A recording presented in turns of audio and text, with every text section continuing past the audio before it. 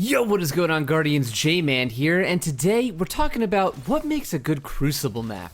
PvP maps have been a hot topic as of late, with new and reprised maps falling short of community expectations, and Crucible playlists having horrendous map weightings and rotations. In this video, I'd like to discuss the traits that make both a great and terrible map for Destiny 2's Crucible, and my hope is to create a great discussion that Bungie can use as feedback.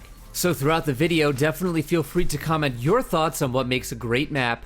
In my opinion, an S-tier Crucible map boils down to three key areas. Good maps allow for a wide variety of playstyles to flourish. Jav 4 is a fan favorite because of this. You have the internal rocket area, great for both mid-range and close-quarter weapons. Hand cannons, SMGs, fusion, shotguns all do well here. But you also have these longer lanes between rock wall, center, and generators that are great for longer range weapons. Scouts, pulses, bows, snipers can dominate these lanes, so no matter your playstyle, you can find a way to get comfortable on Jav 4.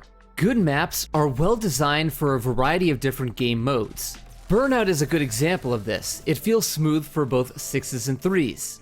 It fits Control pretty well, creating the battle for the upper ground by bridge, and the rotating tumblers create for some of Trial's most exhilarating moments. So no matter what game type you're playing, Burnout always feels great. Good maps are also both unique in terms of their design and simple. Retribution might not have been the biggest fan favorite of all time, but a lot of folks loved how different it felt from all the other maps. The Death Donut felt like a new experience every time you played on it, since it was the only circular map like it. And its simple layout is intuitive and easy to navigate, making sure there's a healthy balance between downtime and battles. And this all translates to good spawn points, since unique designs can help alleviate endless spawn trapping. These three components make up an S-tier map that has balance, fairness, and excitement. And now, we can take these philosophies and see how they apply to a bad Crucible map. Bad maps don't allow for a wide variety of playstyles. Anomaly is shotgun central, cluttered with apes whose W key is glued down to their keyboards. Those who like to play at range despise Anomaly.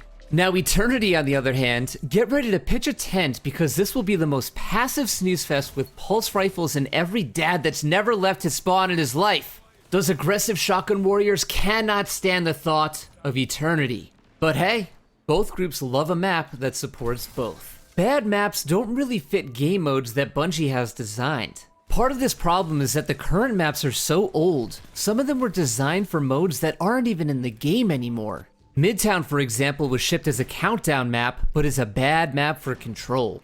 I feel like I'm just wandering around all game and never really know which half of the map to play on.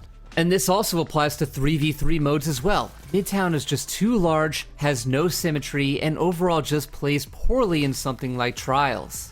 Bad maps also have stale design and are sometimes just overcomplicated.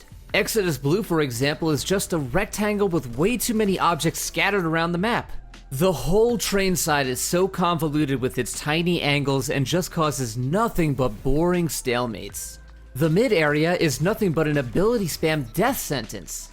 Basically, everything on Exodus Blue is so tight and compact, there's little room to make plays and express skill. Complicated maps are just not intuitive or fun to play on. So now we know what makes a great map. It supports a wide variety of loadouts, pairs well with current game modes, and is unique and simple. Think Jav 4, Burnout, Endless Veil. Bad maps don't hit these marks. Think Fortress, Twilight Gap, and Disjunction. Guardians, if you agree or disagree, I would love to hear your comments below. And if you happen to enjoy the gameplay, please help me out with a like on the video or a sub to the channel. And as always, thank you for watching, and I'll see you in the Cosmodrome.